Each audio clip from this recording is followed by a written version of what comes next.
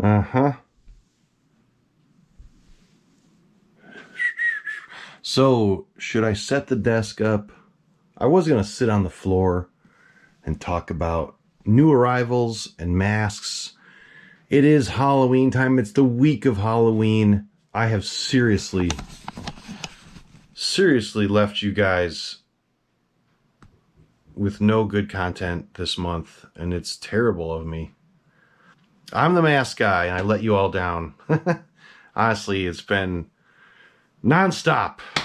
Just one thing after another, you know. Going to Kentucky with the CUDA. That was amazing, though. It was well worth it. Hanging out with Don Coscarelli again, and a lot of the cast members from the Phantasm films. I got a little bit of footage here I'll show you. I'll talk about what we did and what went down. But it was so insane yesterday. I couldn't even do any video work. This convention is huge. Bigger than all the ones I've attended, I believe. They said yesterday, someone told me they scanned 9,000 QR codes outside. Somebody's saying there might be 15 to 20,000 people coming through here today. I don't know if those numbers are legit, but they said the line wrapped around 4 blocks of the convention center to get into this place last night. At 5 o'clock, there were still 1,500 people outside. So, anyway, I got the car all cleaned up. This is the calm before the storm, and I'm ready to rock. Dream come true for me, which I will explain. But let me set the old desk up because I'm sitting on the floor, and it's just gonna be easier for me to talk masks while I'm sitting down at that makeshift desk. So hang tight, guys, and I will be right back.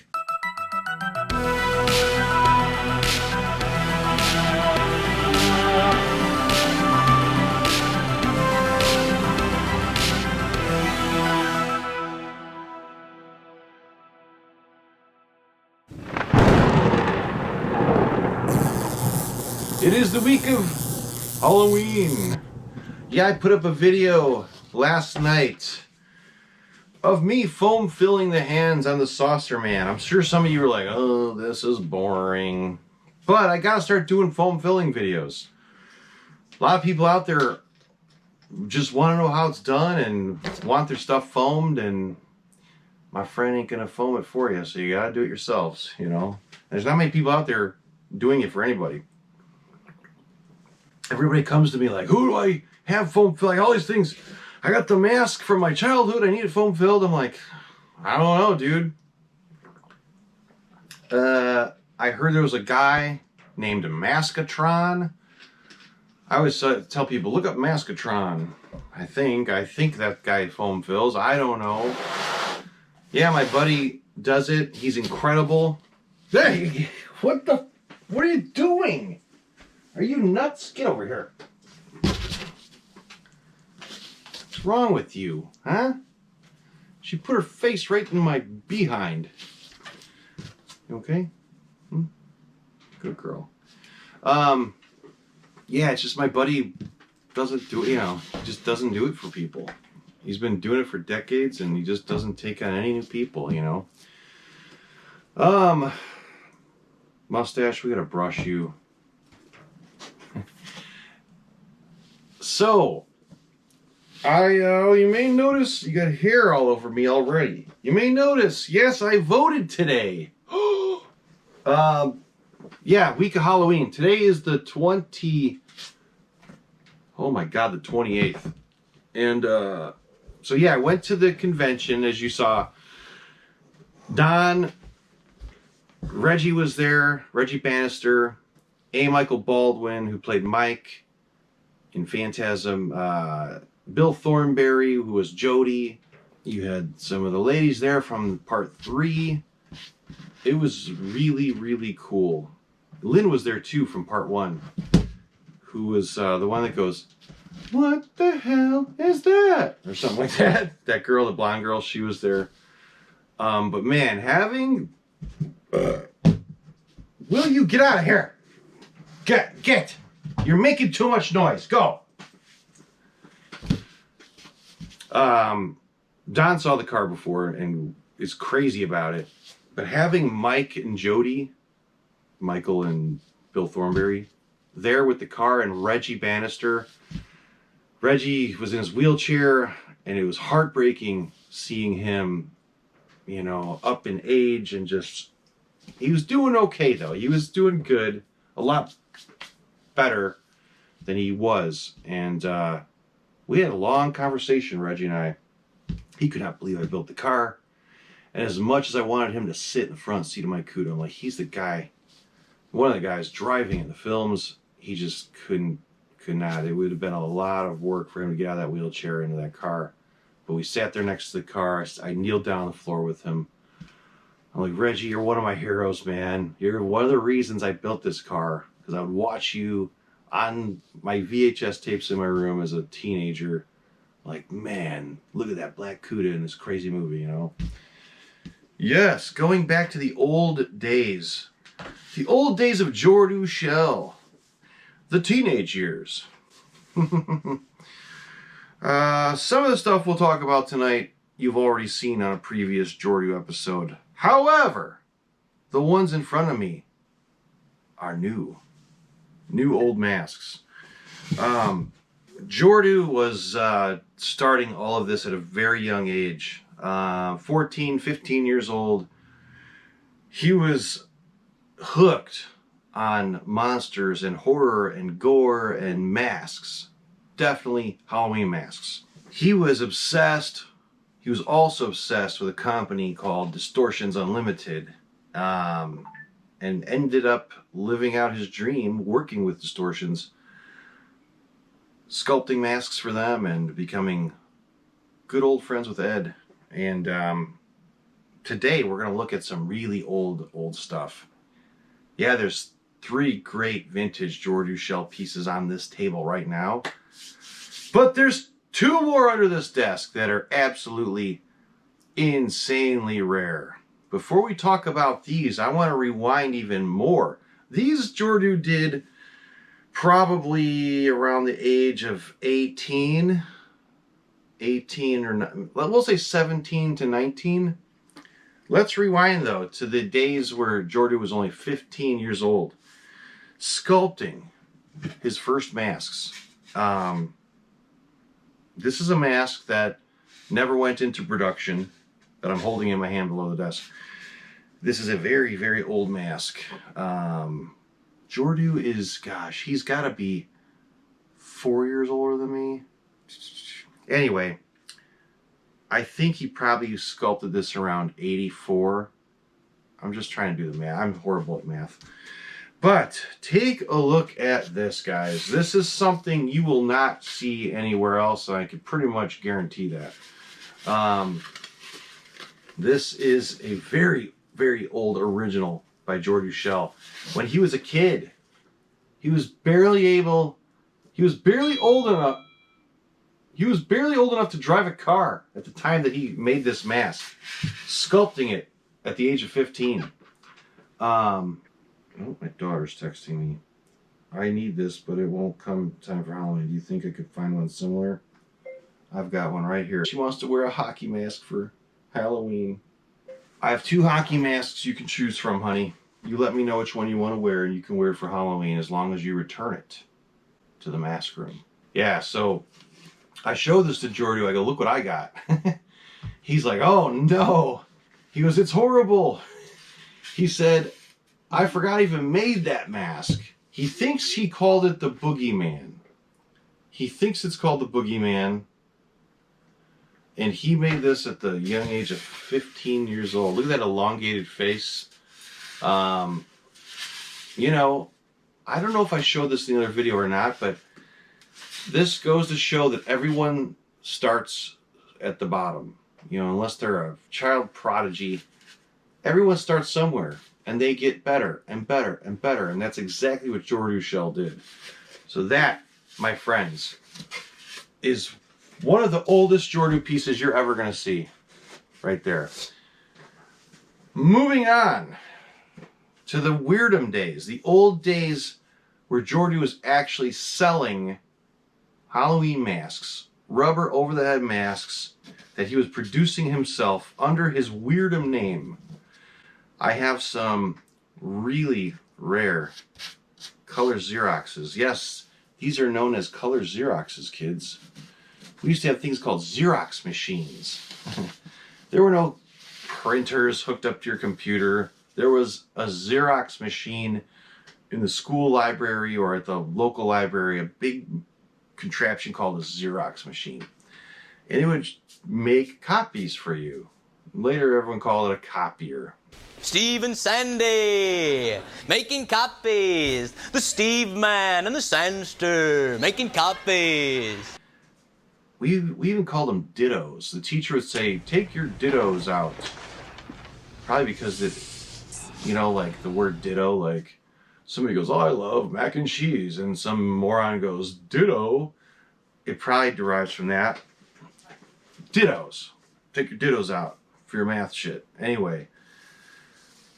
Later on, the dittos, the Xeroxes got better and better. We had color Xeroxes, yes. Long before you had a color printer hooked up to your own computer. Color Xeroxes. And that's what these are. These are old color Xeroxes from the WEIRDOM days, and they're very, very rare.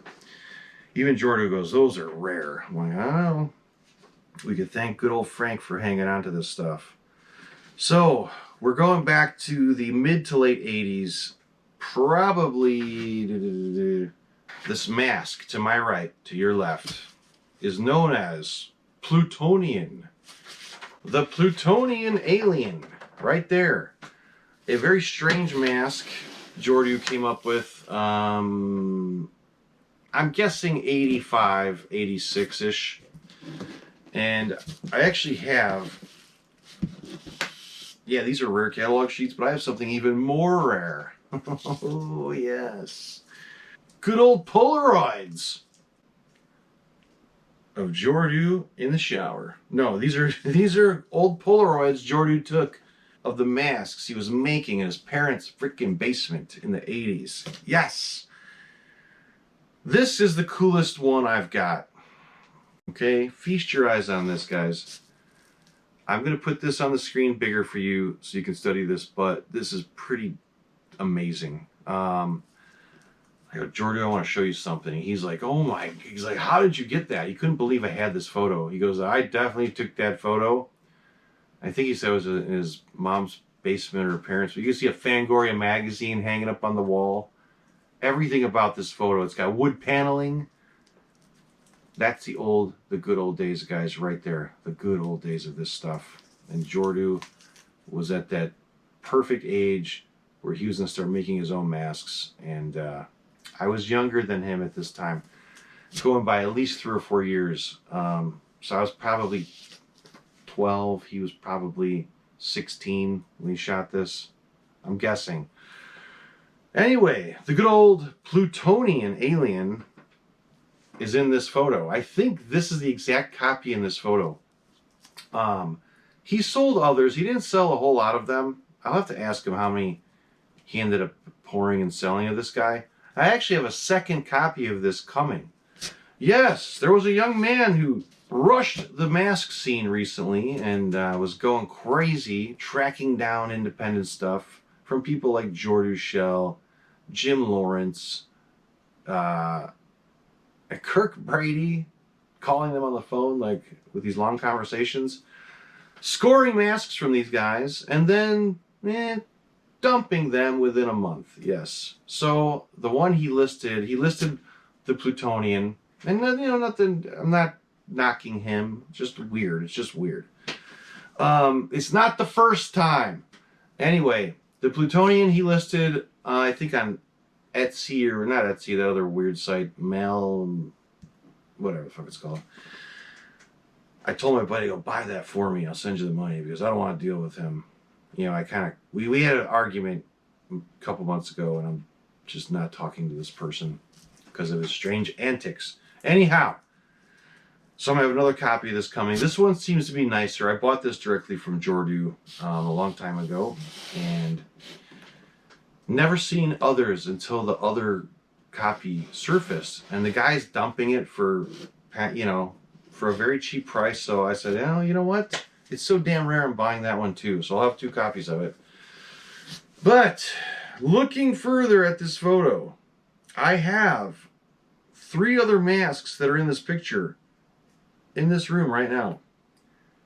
One of them is the Bloody Werewolf.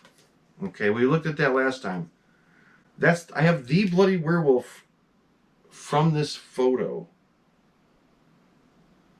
It sure looks like it. Damn, that looks like the same one. I'll have to get a little magnifying glass and look at the blood pattern. I mean, it looks exactly like that one. I also have the Space Queen, that little white alien chick in the back. She's up there. But there's another mask on here that is not on this table right now, and it is crazy rare. JORDU's telling me it's the only known copy. He's telling me it's the only one he made. But I think he made at least 2 of them, okay? And I will explain why. It's pretty easy to determine that there was more than one, unless he changed the eyes on it. Anyway, I don't know. Maybe this is the... No, you know what?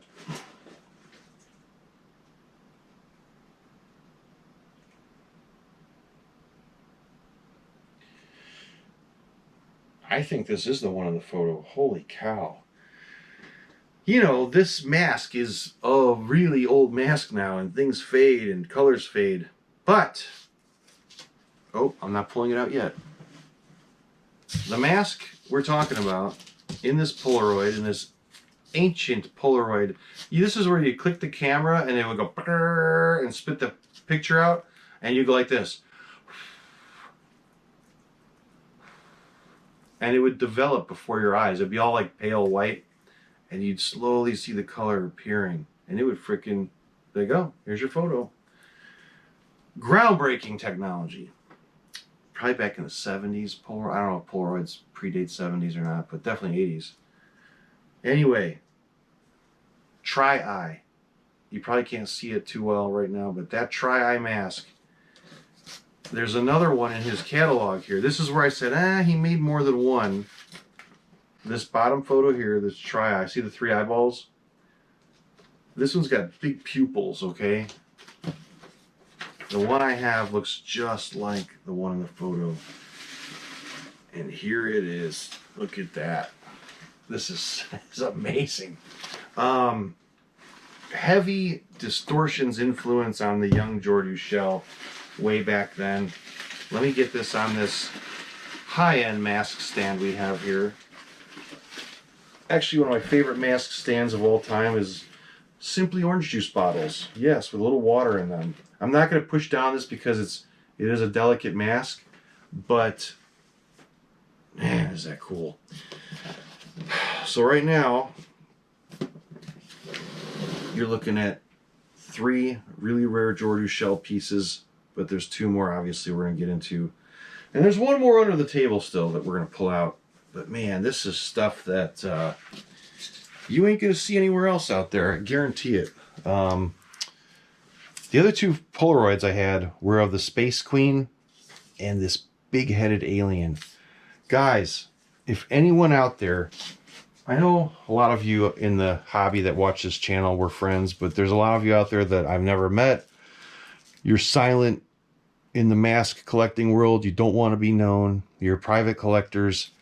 I'm really searching for that big-headed alien that JORDU made back then. The original.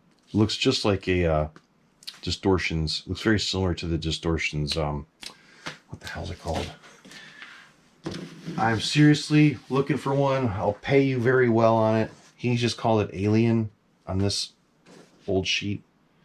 But please, if you have one out there, I really want to buy one. Obviously, if you've seen the other pieces on the wall, I've got many coming from the old days of JORDU shell here. I wonder if we could fit more on the table after this. Anyway, back to the masks at hand here. The next one we will talk about is the Cyclops. JORDU's Cyclops. Real crude. He goes, look how horrible that mold line is, you know. I go, hey, that's what I love about these old masks. They're crude and very simple and far, far from the work JORDU SCHELL produces now, obviously. He has definitely honed his craft into one of the most well-known creature creators, mask creators, sculptors in the modern mask world and beyond. He doesn't just do this for the mask world. He does all kinds of things. Sculpts busts and statues and maquettes and all that jazz. But this, I don't think you'll ever see another one of these either. I maybe, you know, but this is a really rare JORDU Cyclops. I love the be very careful with this. The mustache, like a Fu Manchu style mustache. But all of these guys are going to be very meticulously cleaned, carefully, and foam filled. I may start on that tomorrow outside.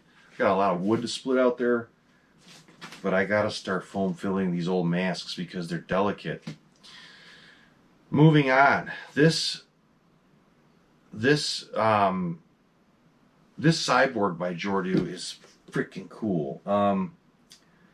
He and I were talking earlier. I'm like, do you remember the name of that cyborg? He goes, I don't remember. CSI. So Jeff Death put this out much later, but this is JORDU's original. Someone's calling it a CSI. They say JORDU Shell Sculpt produced by Death Studios, and it looks different than JORDU's because of the paint scheme and everything. Maybe it was called CSI. I don't remember.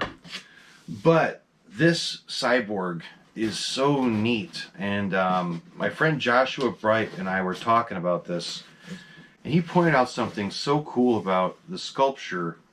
Yeah, this is the old days of JORDU, young JORDU.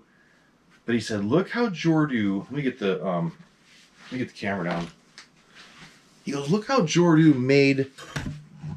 Even at that young age, he made the skin look like fake flesh on a robot, you know, not human flesh, but rubbery, ripped flesh over an exoskeleton, you know. And I go, man, that's a really good observation, Joshua.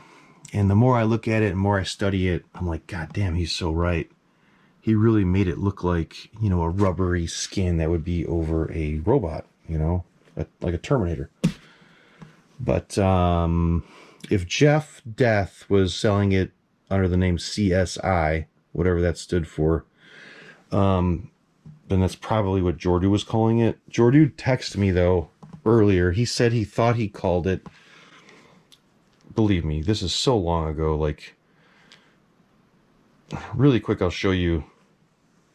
There's the Death Studios version. See that? Definitely different paint scheme. But how rare is that? The original sitting there. Let me turn him a little bit. Yeah, this sucker, he needs to get foam filled badly. Hang on, guys. No. You dare. So what JORDU was saying earlier today was, he goes, honestly, I don't remember. He said it could have been called CRX 2338 or something, or maybe just Cyborg. But for some reason, the abbreviation CSI is probably what it was. Anyway, really, really cool stuff here, man. That I doubt you're going to see this on any other channel out there, in any other collection. Old stuff from the old days of one of the best that we know in the creature creating world, JORDU SCHELL. All right, now under the desk we've got another one that's on those original color Xeroxes, and I think I showed them to you last time, but I may as well show you. It was his rotting corpse. Top center, right there. JORDU lots of times would copy masks that Ed would make by Distortions, and he would make his own version. Now here is JORDU's Rotting Corpse, and this this goes way back, early probably 80, 85, 86, I would guess. This one looks really aged. This came from the Frankenstein. Frank got a lot of old stuff from JORDU. Like this piece here was at Frank's collection, and Frank just kept them forever, you know. He loved what JORDU was doing back then as a teenager, and kept buying his work through the years. And thank goodness he saved this stuff, you know. It's just incredible that these are all sitting here. Like, I can't believe I have these masks. A lot of people are like, why are you selling all these great Don Post masks, you know? I'm like, well, because I got really great independent stuff coming in from the old days that, honestly, I'm loving even more than the Don Post stuff. Not the classic monsters like my Don Post Frankenstein monsters and mummies, but man, I sold a lot of Don Post off the main wall that were just fillers. I've said this before, I'd go and try to collect, you know, whole catalog pages just because it was every mask on the 85 catalog or 87 catalog. I got to get every one of them, you know. It was fun. It was cool completing those catalogs, but, you know, did I love every one of them that much? I took good looks at a lot of masks in the past month or two. I'm like, you know what? I've had them for 10, 12 years, some of these maybe longer. Why not get rid of them and get into older stuff that I just never thought I would have, stuff I never thought I would acquire, and stuff that is very obscure, like all of these. Another one, let's see. Here's that Space Queen in the Polaroids, as well as the Xerox catalog sheet. She was in the last JORDU video, but hell, we're showing these, and why not put some more out here? Like I said, this is going to be a two-part video because JORDU came across some stuff, and I bought all of it. I'm like, dude, he came up with these original blanks of things that just do not exist anymore in the mask world, unless you're lucky to find a real vintage copy. I got original blanks of some of his masks, and JORDU painted them for me like the old way, like he would have done back in the 80s, and they look incredible. So those are coming. So just keep that in mind. Cool stuff coming. Dino. Dino's got the good old demon. Super sought after mask. I had it here for a while. It's a Dino's collection. I think Dino has the troll. Man, that ogre. I would love to get this ogre. If anybody out there has this stuff, I'm a very serious buyer. Especially this Katarion. That sucker. You know, I gotta get it. Moon Beast is one of the blanks I scored from JORDU, and he painted it just like that old style. Wait till you see it. Here's the Bloody Werewolf. That was foam filled.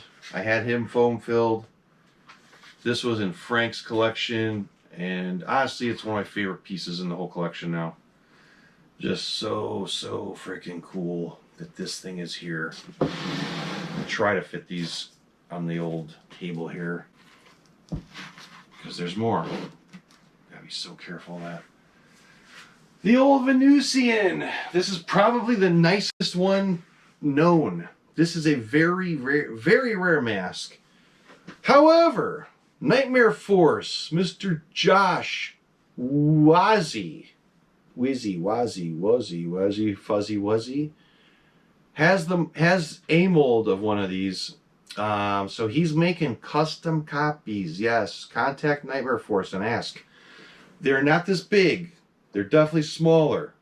So it may be a recasted size or a smaller production size, but it's not this big. Still, insanely rare mask, and you can get your hands on a custom copy now. Okay, but this is the original. Just incredible. This went on to be released by Death Studios later. They look different than this. This is the original by JORDU SCHELL. So, can he fit here? Can the old Venusian fit? This is going to be one hell of a group photo here, guys. Oh boy. What is that? The Swamp Creature? Is that one the Swamp Creature? I think that's the Swamp Creature. The green one. And then I know the other one is the Alien Warrior. Another JORDU original right here. Yes, this is the Swamp Creature. Pretty damn sure that's what he's called. Another one that was put out by Jeff later on. But this is the real deal by JORDU SCHELL. A beautiful original that was in the Franken-Shrine. Look at this, is crazy. Oh my god, this lineup is insane. I'm telling you, you're probably not going to see this anywhere else. I'm not bragging, I'm in awe of what's sitting here in the mask room, you know. Last but not least, an incredible Alien Warrior, original JORDU copy. This is incredible. This is rare and amazing. Later produced by Death Studios, yes, but that's the good old original. And God, this sat in Frank's collection for a long time. You guys are seeing some cool shit, but I have to make it up to you because, you know, I've been too busy to do any videos for you guys. I feel terrible. Those are David Smith pieces. God, there's still more David Smith stuff that has to get filled. But I want to make sure there's no other JORDU pieces laying around. But we're still going to get into some other rarities. Independent rarities that I doubt you've seen before. And I'm going to pull them out. Some of you old-time collectors have seen them, I'm sure. But you younger guys, I'm going to show you some things you've probably never seen in your life. So hang tight. All right, say cheese. JORDU SCHELL originals, all of them. Got that snapshot? All right, let's go. Let's put these back real quick. Get them back where they belong. And this is definitely inspired me to start filling the rest of these outside tomorrow. At least a couple of them. Get them going and get them. You know, these are not in the best shape. Some of these are very delicate. And I want to be very careful with this stuff. Okay, my lady.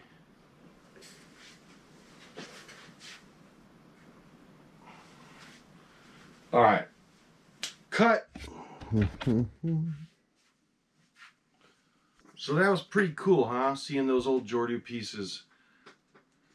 I've been dying to show you that stuff, but I've been waiting on these other boxes that come from JORDU. It's driving me crazy. I'm like, I want to do this massive video on all his stuff, but it's going to be a two-part video now. Not a bad thing. Moving on to other independent artists of the era, of the early 80s to mid 80s. One who I am a big fan of recently reached out to me via video on my collector's call shoot in the episode I did. Mr. Rick Stratton. Rick is a very, very well-known, famous special effects artist who worked on films like Beetlejuice, Fright Night, just, you know, major stuff of the era we all know and love. You can go to his IMDb and see all the amazing stuff he's worked on. You know, he's definitely one of the OGs of special effects and was there doing it when I was the young kid or the young teenager watching it and so in love with it, so in love with Fangoria. And here, years and years later, I get connected with him through a mask and then the video I do. It's just so cool. More, though, on Rick Stratton is sitting, more pieces by him are sitting right in front of me. One of them we may have seen before on the channel. But Rick, around 1981, was making masks with a friend under the name Fantasy Faces Unlimited. And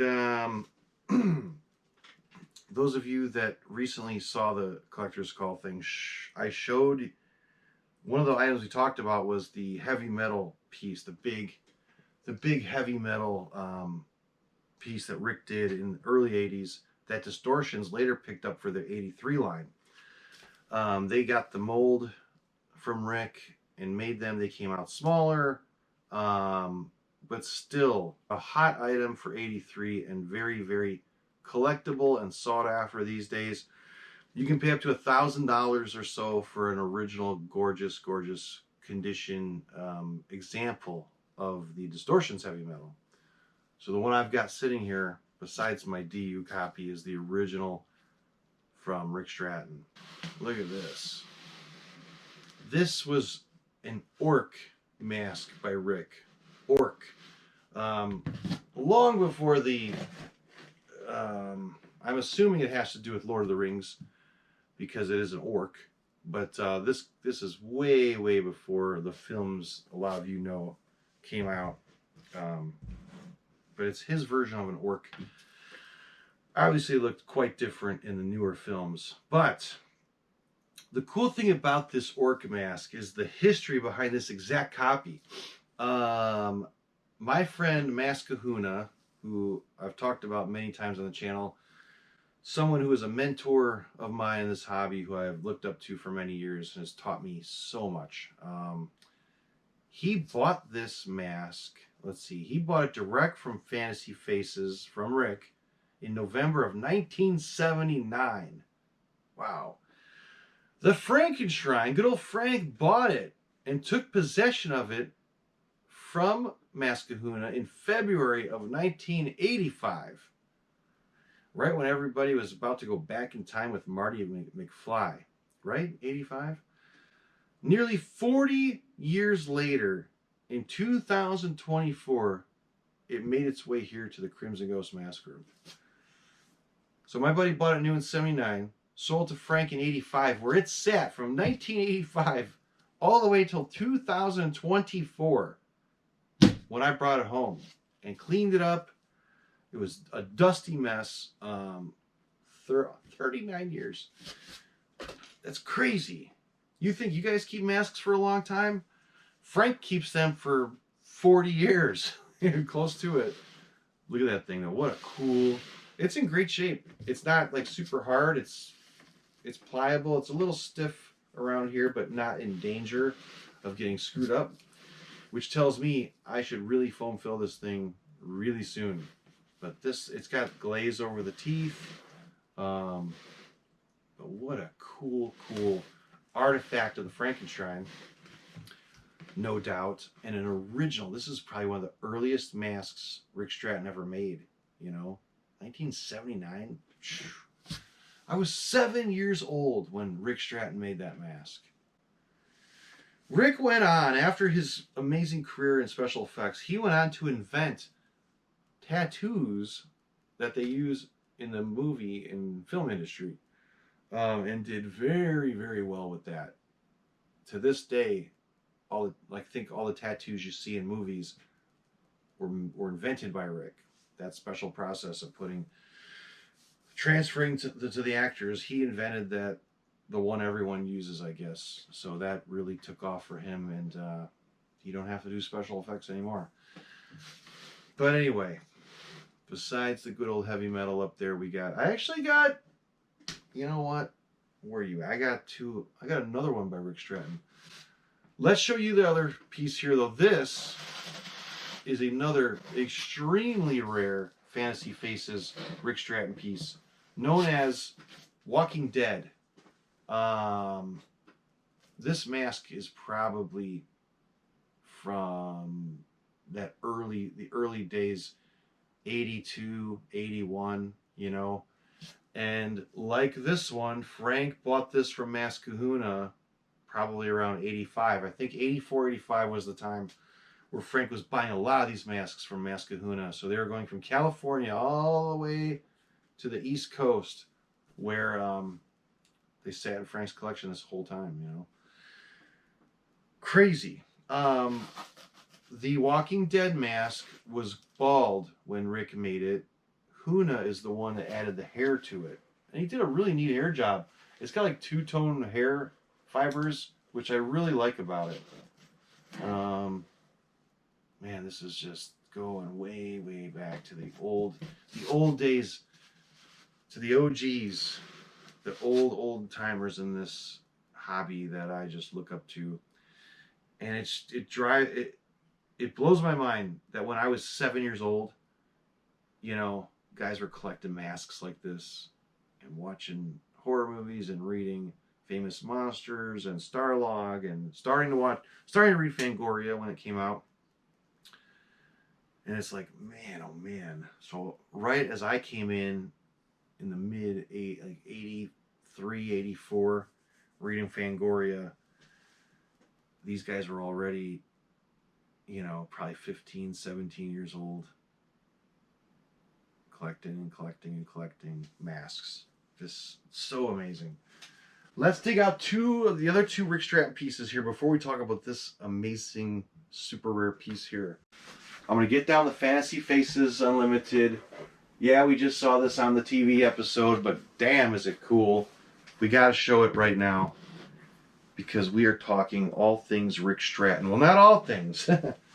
I've got rare Dom Post castings painted by Rick that are in this room that to me are priceless. But I'm just showing you the masks Rick made, okay?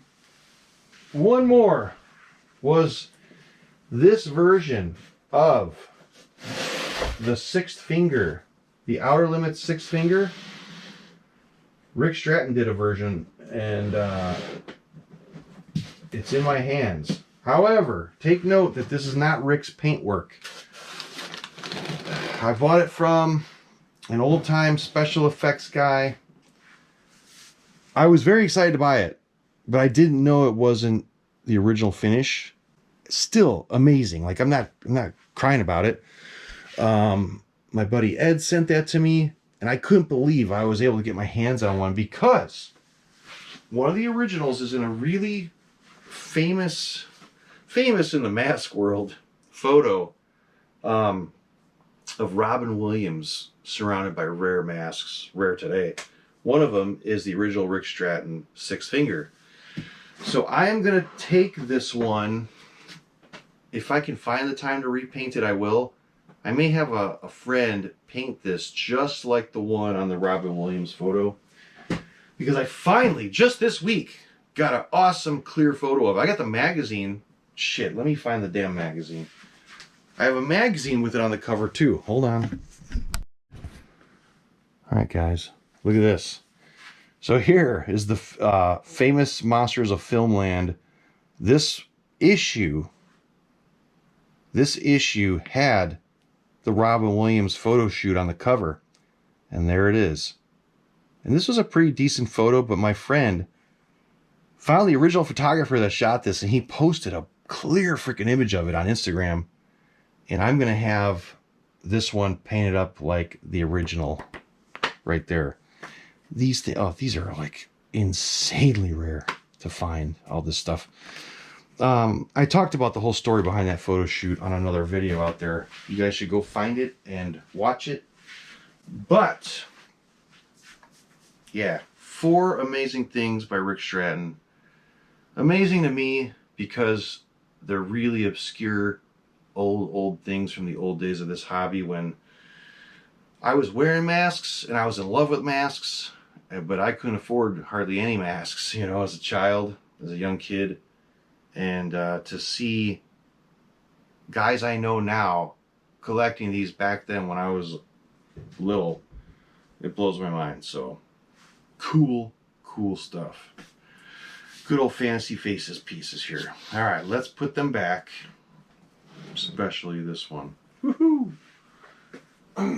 There is an old Fangoria photo of one of those heavy metals, one of Rick's heavy metals on a shelf in somebody's room or somebody's workshop back in the day. We'll just move this over because the last mask we're going to talk about in tonight's episode, one of the things Steve is famous for was one of the MTV logos. If you were blessed and were able to watch MTV when it was all about music in the 80s, you'd see MTV show their logo many different ways, either a cartoon version or a claymation version. Different artists made their own versions of this MTV logo they would show on screen. They're cool little, you know, really fast, short little videos or whatnot, animations. Steve's, however, really stood out to me, and this is what I've always remembered him for, was the short he did of the MTV logo. I think it was titled Guillotine. But check this out. I know a lot of you are going to remember this.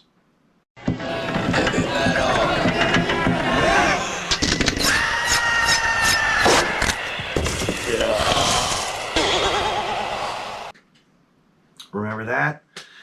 So I remember seeing that going, oh, that's cool. Did you see that? You know, it's like monster related. It's horror. It's, you know, it was so cool to me. And that's what I knew him by. However, he was making some masks back in the day. One of them that a lot of old timers in the hobby know him specifically for was one called Jonathan. And this is a very rare copy of Jonathan from Steve's original mold. I'm being very careful with this mask. So look at this. I doubt many of you have ever seen this, unless you're old timers in the hobby. But this is so damn cool. I think JORDU SCHELL recently was doing a tribute to this mask, if I'm not mistaken. But this is the real deal, man. The real deal right out of his mold. Yeah, it's old. Yeah, it has problems, but man, is it cool. I am going to carefully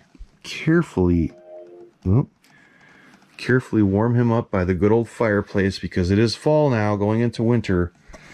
And I am going to try my best to soften him up, glue together the main cracks here from the inside. I'll put a little glue on the inside of the mask.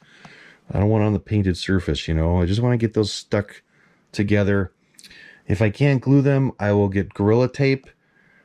I'll pinch it from the inside if I soften it up enough.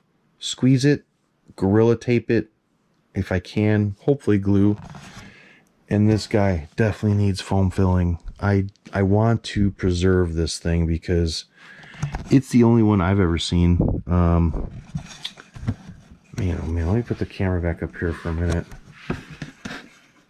This thing is so cool. It's big too. It's a nice size mask. God damn, I'm so trying to be so careful with him. It looks like it's like he put some kind of weird resin in there for the gums. See that? That is awesome. And there's definitely age cracks throughout the piece, but he is savable. Like, he can be saved. I gotta do it now. See, I can go like that and at least glue the major ones shut, and I will carefully go in the inside of this mask and Gorilla Tape the shit out of it. Starting with the neck, I'm going to carefully soften up this lower neck and try to tape this all and save this. If you just try to push this and flatten it out right now, it's all going to bust off and crack. It's soft up here, pliable, I should say. A little hard down here on that edge, you know, and it is what it is. You know, I'm going to try to save as much as I can, tape it up good, and then fill him. But damn, is that rare. I'll have to see if I can find out the age of this mask. If any of you know Steve, reach out to him, please. Ask him what year he could have done this, how many he made. I would love to know. But that thing is pretty awesome. Put this right here. And hey, I want to thank you guys for being so patient. I know I kept saying that I am going to be giving you a lot of masks for the month of October. I'm a little behind because life is definitely crazy. You know, still dealing with stuff with my daughter. Waiting on neurosurgeons to give us the final answer on what we're going to do to help her. So, you know, important stuff. But she's all right. She's doing fine. You know, it's just a matter of what are we going to do to fix her and when. So, anyway, I'm going to hopefully shoot another video tomorrow. I'm going to try to do as much as I can in the next week. Did one yesterday. I'm doing one now. Hopefully another one tomorrow. And get them out at least by the next night, you know. So I'm making up for all this. And I celebrate Halloween all the way to Thanksgiving.